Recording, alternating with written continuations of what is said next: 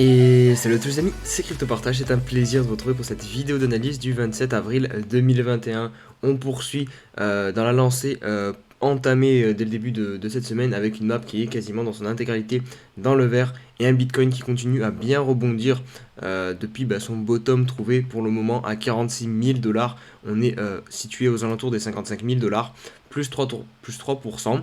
Du côté d'Ethereum, c'est très sympa ce qu'il nous fait puisqu'il nous imprime tout simplement plus 3% pour venir s'établir aux alentours de 2550 $, mais surtout il effectue la plus haute clôture daily de son histoire.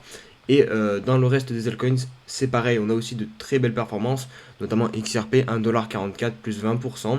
On a aussi Matic que j'ai analysé hier et qui a fait du coup un nouvel ATH aujourd'hui, plus 20%, 0, quasiment 60 $. On a le Chiliz aussi qui vient s'établir non loin des 0,50 $. Donc voilà, vraiment une belle journée encore en perspective, en tout cas on l'espère. Toujours, si la vidéo vous a plu, n'hésitez pas à mettre un petit pouce bleu, un petit commentaire aussi pour échanger sur les sujets abordés en vidéo, puis un petit abonnement voilà, pour faire grandir la communauté, et aussi de nous rejoindre sur le Discord, sur Insta et sur Twitter. Alors, une des news principales de la journée qui est tombée hier soir, hier soir il me semble, enfin en fin de soirée, donc c'est tout simplement Tesla qui a annoncé, qui a dévoilé qu'ils avaient vendu un petit peu de leur Bitcoin, et ça a fait un petit peu parler hier sur Twitter. Voilà, il y a certaines personnes qui se sont inquiétées, alors qu'en soi, ils ont vendu seulement 10 ou 20% de leur Bitcoin qu'ils détenaient, et du coup, ça leur permet de signer tout simplement le plus gros bénéfice trimestriel de son histoire, donc avec 438 millions de dollars. Et petit aussi autre point, on a Elon Musk du coup qui a réagi un petit peu à cette polémique et qui a aussi précisé que lui il n'avait vendu aucun de ses bitcoins puisque il détient aussi des bitcoins pour sa propre personne. Je tenais à rajouter un petit point sur la news que je viens de donner sur Tesla. Parce que voilà, sur Twitter, on voit beaucoup de personnes qui ont peur un petit peu, qui pensent que cette news c'est dramatique, alors que voilà, si on prend dans les faits fondamentaux ce que représente ce que vient de vendre Tesla, donc là ils ont vendu pour 300 millions de dollars de Bitcoin il me semble, et ils détiennent environ 2,5 milliards je crois de tête. Mais vous voyez, si on compare ça à la market cap actuelle du Bitcoin, c'est rien du tout. Là il y a plus de 1 trillion de dollars, il me semble que c'est ça, c'est 1 trillion, donc forcément 2 milliards, c'est rien du tout, c'est une goutte d'eau dans la market cap du Bitcoin, donc ça ne change pas grand chose quand Tesla vend ses Bitcoins. Par contre, je suis d'accord que voilà, Tesla, ça représente quelque chose, voilà, c'est une des premières entreprises à avoir officiellement dit qu'ils avaient investi sur Bitcoin, donc forcément, s'ils annoncent qu'ils vendent la totalité de leur Bitcoin, voilà, vous pouvez être sûr que ça va faire une bad news et qu'on va avoir une baisse sur le Bitcoin. Mais pourtant, si on prend vraiment fondamentalement ce que ça représente sur le market cap, c'est pas grand chose. Le niveau du nombre de nouveaux utilisateurs sur Bitcoin qui vient d'arriver au même niveau que 2017, que le top du bull run de 2017, puisqu'avec cet indicateur, avec cette donnée plutôt, on arrivait à chaque fois à prédire le top, enfin pas juste avec ça, mais ça pouvait en tout cas le prédire, puisqu'on avait un top de nouveau arrivant à chaque fois sur le top du bull run. Vous voyez, hop, ici, on avait un top sur les nouveaux arrivants, on a le top du bull run, et pareil en 2017. Donc là, on arrive au niveau de 2017, mais si on prend du coup en perspective avec ce qui s'est passé en 2013, quand on a atteint le même niveau d'utilisateurs, on n'avait même pas débuté si on est juste de débuter le bull run de 2017. Donc vous voyez que on a encore beaucoup de marge, puisque évidemment on devrait en théorie monter beaucoup plus haut sur le nombre le nombre de nouveaux utilisateurs sur Bitcoin pour ce bull run. 78,3% de la supply des bitcoins qui sont soit perdus ou soit sur des adresses qui n'ont jamais déplacé leur bitcoin. Donc évidemment ça crée un énorme effet de rareté ça. Vous vous rendez compte, on a 80% des bitcoins en gros qui n'ont jamais bougé ou qui sont perdus, donc qui ne bougent plus. Donc vraiment il faudrait pas que ces adresses se réveillent, parce que ça pourrait faire très très mal. 80% de la supply, c'est quand même énormissime. On parle pas de 10, 20, 30%, on parle de 80%. Donc vraiment, il ne faut pas que ces adresses se mettent à bouger. Et si jamais c'est le cas, ça sera un indicateur à surveiller, parce que ça voudrait dire que ça peut être, par exemple, de vrais holders qui hold depuis très très longtemps le Bitcoin, et s'ils décident de vendre massivement, et ben ça pourrait faire très très mal, donc à surveiller. Mais en tout cas c'est très bon à savoir que voilà 80% de la supply est potentiellement bloquée sur le Bitcoin. Pour la première fois, le nombre de stablecoins l'USDT qui sont émis sur Tron dépasse ceux hébergés sur Ethereum. Voilà, je trouve que c'est quelque chose qu'il faut quand même notifier, puisque beaucoup de personnes, dont moi le premier, hein, je l'avoue, pour moi TRX c'était un shitcoin, mais il est vrai que la blockchain est extrêmement rapide et surtout a des fees et des frais très petits. Donc c'est évidemment pour ça qu'elle est autant utilisée, et aussi je pense, enfin c'est même pas je pense, c'est une certitude, elle est beaucoup plus utilisée sur le continent asiatique, puisque TRX est un projet chinois. Donc voilà, donc c'est quand même une stat à notifier.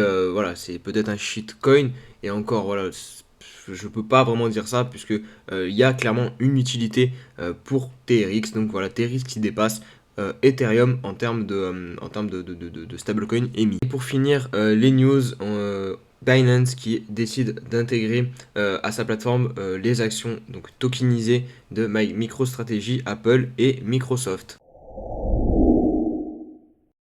On se retrouve pour l'analyse du Bitcoin comme d'habitude. Juste avant de passer sur ce qui nous intéresse peut-être un peu plus, et les unités de temps plus court terme, pour analyser voilà, au court terme de ce qui est en train de se passer sur Bitcoin, je voulais faire un petit point sur l'unité de temps mensuelle, et voir un petit truc que j'ai remarqué, qui peut être voilà, bon de notifier. C'est tout simplement le RSI qui revient au niveau 85, et je voulais comparer ça avec 2017, puisque en 2017 c'est ce qui s'était passé. On avait eu un RSI, regardez, après 6 mois de hausse, puisqu'on a aussi eu 6 mois de hausse non-stop en 2017 en fait, et ensuite on a eu une bougie rouge, et la bougie rouge nous a ramené sur le niveau 85 de RSI. Et regardez ce qu'on est en train de faire ici, c'est exactement la même chose. 6 mois de hausse, une bougie rouge, et le RSI qui revient au niveau 85. Donc évidemment, je pense que vous voyez où je veux en venir. Derrière, on devrait peut-être faire ça, hop, repartir, et faire toute cette phase qu'on a eue pendant 3 mois sur Bitcoin, pour venir atteindre la TH en 2017 à 20 000 $. On repasse sur du court terme, et là c'est vraiment très très intéressant ce que nous a fait Bitcoin avec ce qu'on a vu hier, hein, ce bear trap.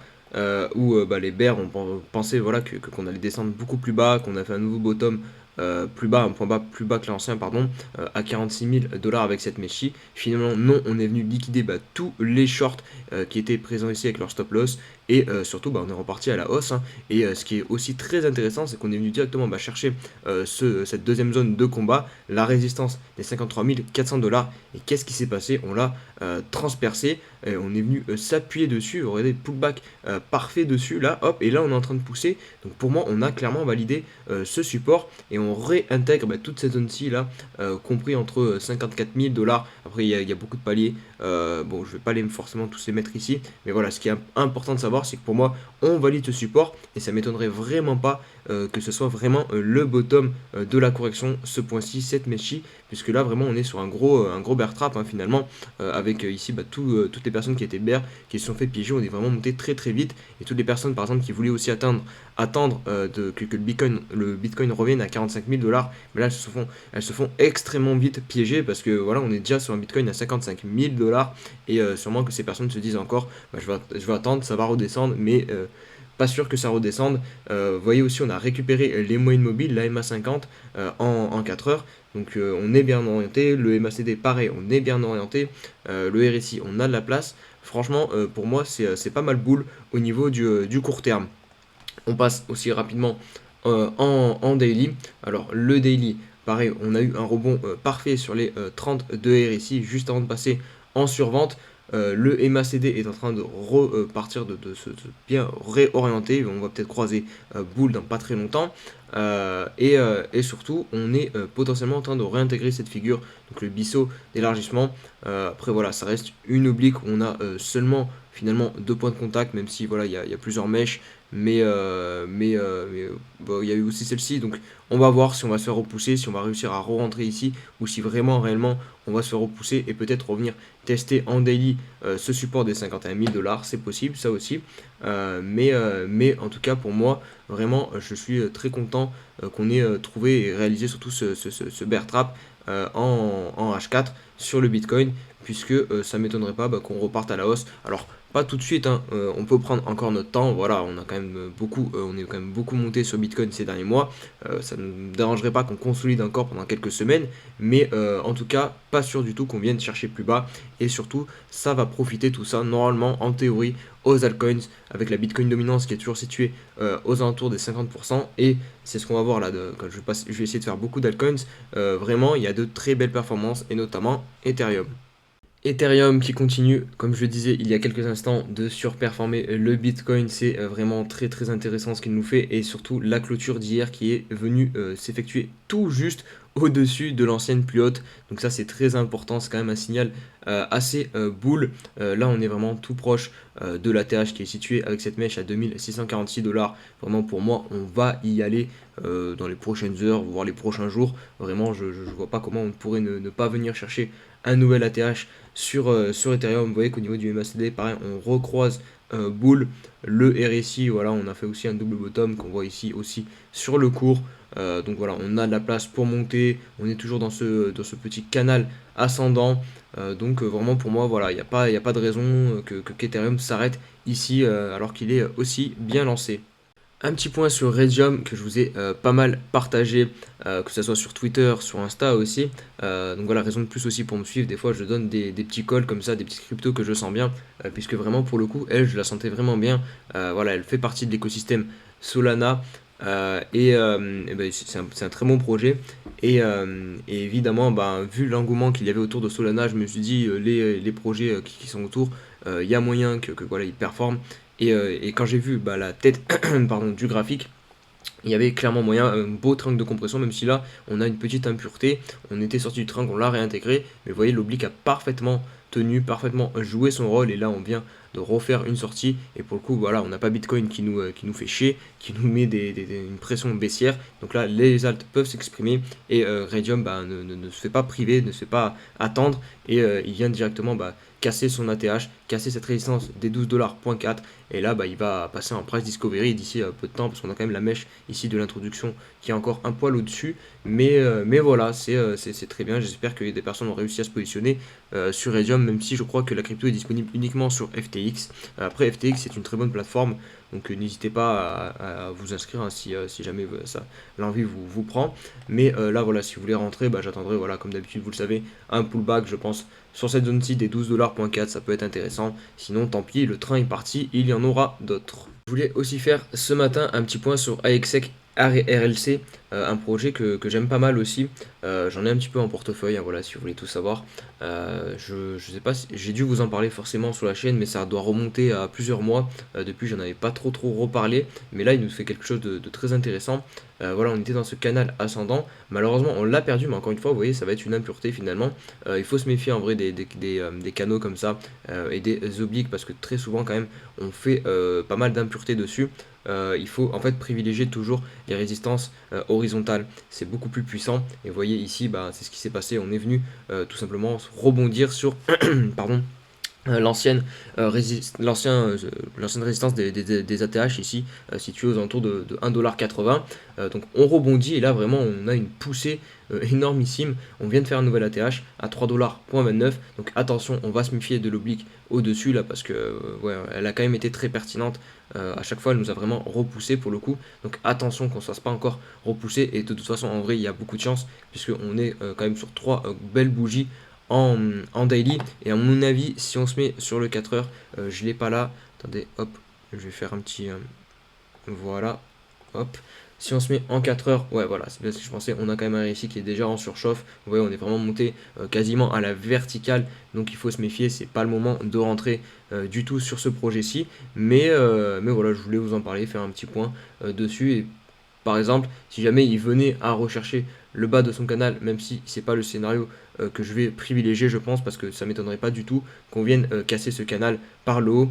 Donc là, peut-être faire quelque chose comme ça, hop, revenir sur un niveau peut-être une oblique ici. Vous pouvez voir, le prix s'était arrêté ici, donc peut-être revenir ici, hop, revenir, travailler dessous et la casser, et là partir à la hausse. C'est le scénario que j'envisage sur RLC. Point sur Neo aussi, bah, qui a subi une belle correction. C'est pour ceux qui se souviennent, Neo faisait un petit peu de la résistance quand Bitcoin commençait à corriger. C'était une des rares crypto qui réussissait un petit peu à se maintenir à flot. Finalement d'ailleurs il a bien dégueulé quand même, puisqu'il est passé de 133 dollars à 73 dollars. Ça fait une sacrée correction, mais encore une fois, il y a des choses intéressantes à notifier, notamment, bah, vous voyez, le rebond pile sur la EMA 21. On peut se mettre aussi un petit Fibo, et je pense que là, de tête, il doit faire sur les 0,61, je pense, à peu près. Non, plus bas, même les 0,78, mais vous voyez, les mèches, elles sont chirurgicales, on vient pile poil chercher ce niveau-ci, et derrière, on rebondit. Donc voilà, là pour l'instant, on est sur le rebond, on va voir jusqu'où il va nous mener, si on va réussir tout simplement bah, à venir directement reproduire un point haut, ce qui en soi serait la logique, hein, puisqu'on est dans une tendance haussière. Donc là, voilà, c'est tout. Vous voyez, on fait une jambe de hausse et derrière, il doit y avoir une vague de baisse. Ce qui est important, c'est que cette vague de baisse ne soit pas aussi grande que la vague de hausse. Sinon, ça veut dire qu'on ferait du surplace. Hop, on fait comme ça c'est pas bon signe. Mais tant qu'on fait, on fait une vague de baisse moins importante que le mouvement de hausse, et ben on reste dans une tendance haussière et c'est important et c'est intéressant. Donc voilà, hop, c'est ce qu'on va peut-être faire. Et là, il faut attendre du coup voir la puissance de cette nouvelle vague de hausse et c'est fortement possible qu'elle vienne faire un nouveau plus haut directement. Conclure la vidéo par Atom Cosmos qui a fait quelque chose aussi de vraiment pas trop dégueu sur cette correction. Malheureusement là on a aussi un fake out, je suis pas fan de ça, voilà, ça fait un peu chier et vraiment il faut qu'on se méfie quand on essaie de se positionner sur ces fake out et sur ces pullbacks, même si voilà on prend un peu plus de sécurité en se positionnant sur le pullback que si on se positionnait ici, parce que si vous rentrez ici, du coup vous rentrez plus haut que si vous êtes rentré sur le pullback, mais malheureusement des fois le pullback ne fonctionne pas à chaque fois, ça serait trop facile sinon, et des fois on fait des réintégrations. Là pour le coup ce qui est intéressant c'est qu'on a quand même tenu le support majeur, donc qui est situé à 17 dollars à peu près. Vous voyez, on a juste fait des mèches, hop, et là on a réagi et on est de retour à l'assaut, venir chercher ce niveau de break qui va permettre à Atom de venir chercher un nouvel ATH, donc des 25 dollars. On va voir comment le prix va réagir à ce niveau-ci. Ah mais attendez, quoique là en soi j'ai mal placé ma résistance, je sais pas pourquoi j'ai fait ça. Ah oui, parce que j'ai dû vouloir penser qu'on allait venir faire un pullback sur l'ancien étage, mais en soi le niveau d'accélération il est ici, hein, sur Atom Cosmos, sur ce niveau des 22 dollars. Vous voyez, hop, c'est ici qu'on butait à chaque fois, c'est ici qu'on a rangé, et regardez, quand on a dépassé ce niveau, on est venu faire le pullback. Parfait, du coup celui-ci, et derrière on a explosé et on a atteint l'objectif tout simplement des W, hein, si je les mets là, hop, je pense que l'objectif est atteint. Voilà, hop, donc en fait c'est parfait ce qui s'est passé sur Atom Cosmos. C'est moi désolé qui fait une petite bêtise en intro d'analyse là, qui a mal positionné, qui a pas revérifié mes droites. Donc là vous voyez, on est du coup sur cette droite-ci aux alentours des 23 dollars, et là on est tout simplement en train de repasser au-dessus, donc ça c'est très intéressant. Si on venait à clôturer au-dessus, je pense que voilà, on validerait une fois de plus la sortie de ce support, de cette résistance, et on pourrait venir assez rapidement chercher soit directement la TH ou peut-être ce niveau-ci de l'ancienne TH des 25 dollars. Voilà les amis, j'espère que cette vidéo vous a plu. Si c'est le cas, voilà mon voisin qui décide de percer un petit peu. Désolé, heureusement que ça arrive à la fin. Je vous souhaite à tous une très bonne journée et on se dit à demain. Allez, ciao ciao.